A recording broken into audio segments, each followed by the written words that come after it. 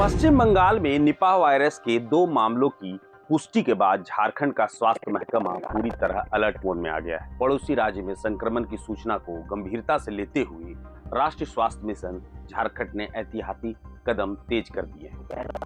NHM के अभियान के निदेशक शशि प्रकाश ने बुधवार को राज्य के सभी सिविल सर्जनों को अलर्ट जारी करते हुए सतर्क रहने और तय गाइडलाइनों का सख्ती से पालन करने का निर्देश दिया है। साथ ही यह भी कहा है कि आम लोगों को निपाह वायरस से बचाव के प्रति जागरूक किया जाए ताकि किसी भी संभावित खतरे को शुरुआती स्तर पर ही रोका जा सके। अभियान के निदेशक ने सभी जिलों को यह निर्देश दिया है कि यदि कहीं भी संक्रमण की आशंका या आउटब्रेक जैसी स्थिति बनती है तो तुरंत क्विक रिस्पांस टीम का गठन कर त्वरित कार्रवाई की जाए।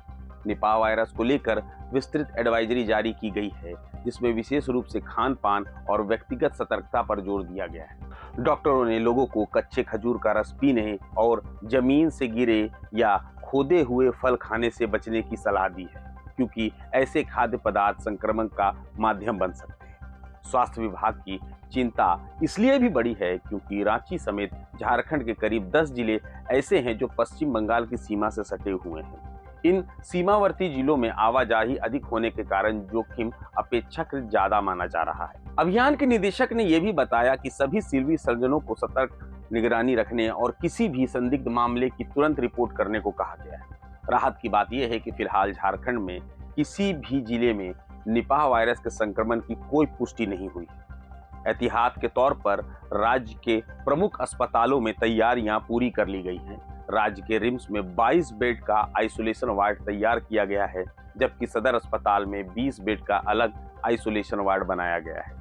स्वास्थ्य विभाग का कहना है कि किसी भी आपात स्थिति से निपटने के लिए संसाधनों और चिकित्सा व्यवस्था को तैयार रखा गया है। निपाह एक जूनोटिक बीमारी है, यानी यह जानवरों से इंसान में फैलता है। इसका संक्रमण मुख्य रूप से चमगादड़ों और सूअरों के संपर्क से फैलने की आशंका रहती है, इसलिए संभावित जोखिम वाले इलाकों की पहचान कर वहां विशेष सतर्कता बरतने का निर्देश दिया गया है।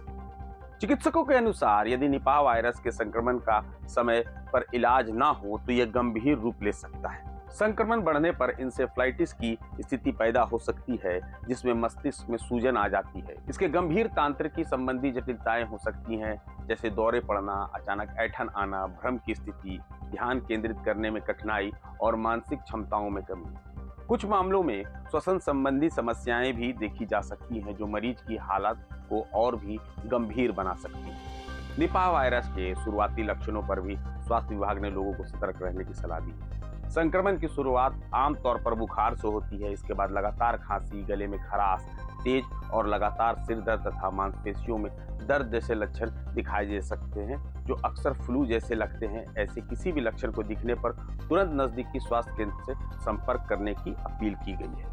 इसे लेकर चिकित्सकों का साफ कहना है कि निपाह संक्रमण का सबसे संभावित स्रोत संक्रमित चमगादड़ों के मूत्र या लार से दूषित फल हो सकते हैं। डॉक्टर मनोज के अनुसार कच्चा खजूर का रस भी संक्रमण के माध्यम बन सकता है, क्योंकि चमगादड़ इन फलों या रस के संपर्क में आते हैं। इसलिए ऐसे फल जो कटे हुए हों, खुरचे हुए हों या जमीन से उठाए गए हों, उन्हें बिल्कुल ना खाएं। सतर्कता और जागरूकता ही इस संक्रमण से बचाव का सबसे प्रभावी तरीका है। फिलहाल झारखंड में स्थिति पूरी तरह नियंत्रण में है, लेकिन स्वास्थ्य विभाग का कहना है कि किसी भी तरह की लापरवाही भारी पड़ सकती है। ऐसे में प्रशासन और आम लोग दोनों को सतर्क रहना बेहद जरूरी है। प्रभातखबर.com, विश्वास वही, रफ्तार नहीं।